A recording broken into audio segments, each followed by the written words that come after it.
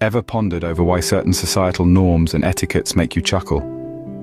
You might be unwittingly enjoying a comedy of manners.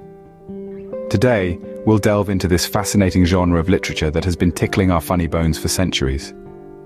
The comedy of manners is a form of comedy that satirizes the manners and affectations of a social class, often represented by stock characters. The plot is often centered around matrimonial intrigue and the complications of love. This genre emerged from the Restoration comedy of the 17th century, renowned for its sharp wit and repartee. What makes a comedy of manners so captivating is its ability to mirror society, highlighting its quirks and eccentricities. It reflects societal norms, etiquettes, and conventions through humor, making us laugh while subtly provoking thought about these accepted norms. So, comedy of manners, a witty, satirical poke at societal norms, often leaves us amused and sometimes a bit uncomfortable. To understand the comedy of manners, we must travel back in time to its birthplace, the Restoration period in England. This era, beginning in the late 17th century, was marked by a resurgence of the arts and culture after the austere years of Puritan rule. The monarchy was restored, and with it came a renewed appreciation for wit, humor, and social commentary, the perfect breeding ground for the comedy of manners. The comedy of manners flourished in this vibrant cultural milieu, characterized by its sharp satire of the manners and mores of contemporary society, particularly the upper classes. The genre was a mirror held up to society, reflecting its follies and vanities in a way that was both entertaining and thought-provoking. The plays were typically set in sophisticated urban environments filled with witty dialogues, intricate plots, and an array of characters who embodied the fashionable society of the time. But who were the pioneers of this genre? One of the first and most influential was George Etheredge, a man of wit and style. His plays, like The Man of Mode, were a hit on the Restoration stage, filled with fashionable fops, witty women, and a satirical eye for the absurdities of high society. He painted a vivid picture of the manners of the time, with a sharp wit and a keen eye for detail. Another early pioneer was William Wycherley, best known for The Country Wife. Wycherley's work was more daring and bawdy than Etheredge's, pushing the boundaries of what was acceptable on stage. His plays were filled with sexual innuendo, double entendre, and a biting satire of the hypocrisy and pretensions of the upper classes. These early pioneers set the tone for the comedy of manners, capturing the essence of the Restoration era with their sharp wit, social satire, and keen observation of human nature.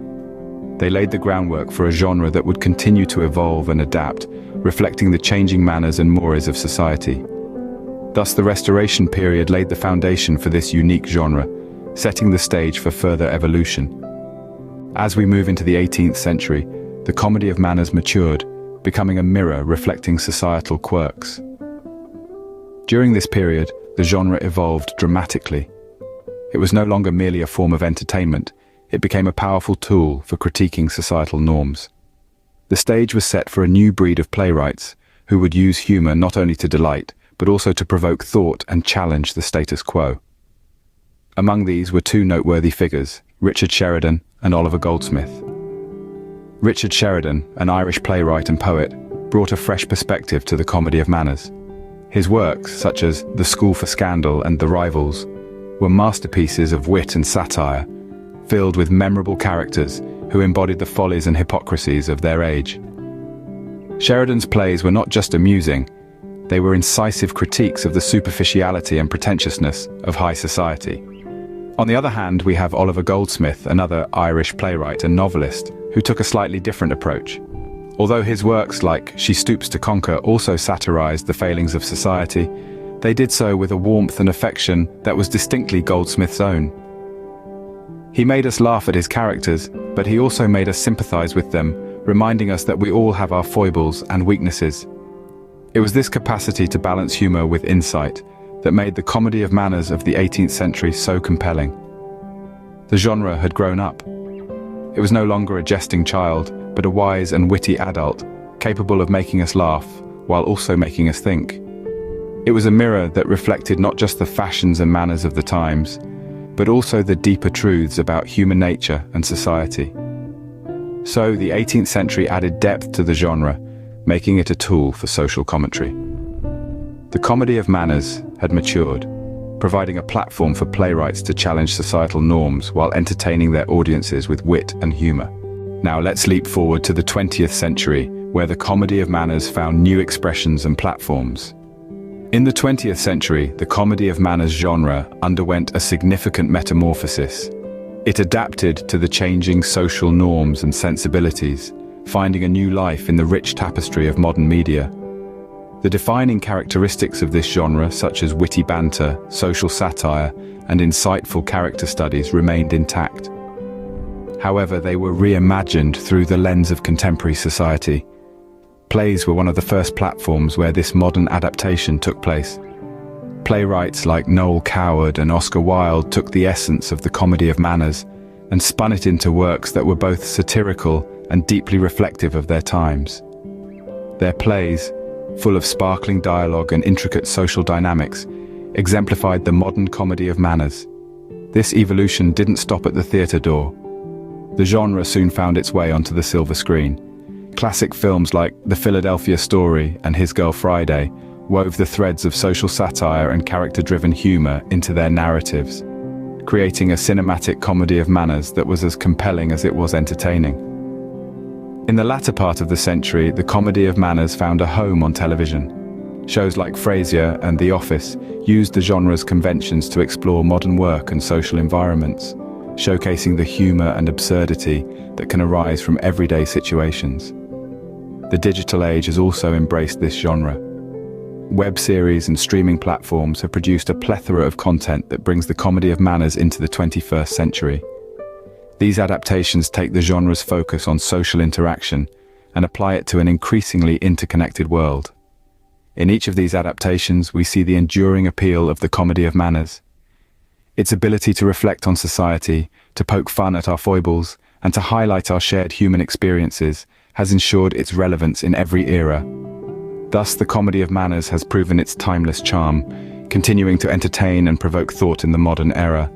After this journey through time, one might ask, why does comedy of manners matter? Well, the answer lies in the mirror it holds up to society, reflecting back our social conventions, manners and mores with a dash of wit and a generous sprinkling of humor. Comedy of manners, as a literary genre, holds a significant place in the annals of literature.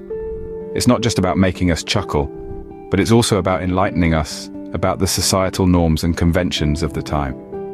The plays, novels, and films within this genre provide us with a social commentary, a snapshot of a particular era, its people and their etiquettes. But comedy of manners goes beyond being just a historical record. It also serves as a critique, a satire on society's pretensions and artificialities. It uses humor as a tool to expose the vanity, hypocrisy, and superficiality that often underlie social interactions. The characters in these works are often caricatures, exaggerated versions of real people, which makes their follies more apparent and their critiques more biting. Moreover, this genre's enduring relevance is a testament to its impact. Even today, we find traces of comedy of manners in contemporary literature and media. From Oscar Wilde's plays in the 19th century to the modern sitcoms of the 21st century, the tradition of critiquing society through humor continues. The settings and characters may have changed, but the essence remains the same, a humorous exploration of human follies and societal norms. Furthermore, comedy of manners is not just a source of amusement, but also a tool for introspection. It encourages us to question our own behaviors and the societal norms we adhere to. It makes us reflect on our own follies and perhaps inspires us to be better individuals. So, comedy of manners, while making us laugh, also makes us ponder, revealing the truth of societal norms in a light-hearted manner. It is a testament to the power of humor, not just as a source of entertainment, but also as a tool for social commentary and personal introspection. In these 10 minutes, we've journeyed from the Restoration period to the present, tracing the evolution of comedy of manners. We started at the genre's inception, a direct reflection of the societal norms and etiquettes of the 17th century. We saw it grow and mature in the 18th century, maintaining its razor-sharp wit and keen societal observations. Our journey didn't stop there, though. We followed the genre's evolution into the modern era, where it continues to adapt and thrive, remaining relevant by reflecting contemporary societal manners and norms. We delved into its enduring significance, underscoring its ability to not just entertain, but to hold a mirror to society, its foibles and faux pas. So, we've come full circle. Comedy of Manners, a dynamic and enduring genre that has been making us laugh, think, and reflect for centuries.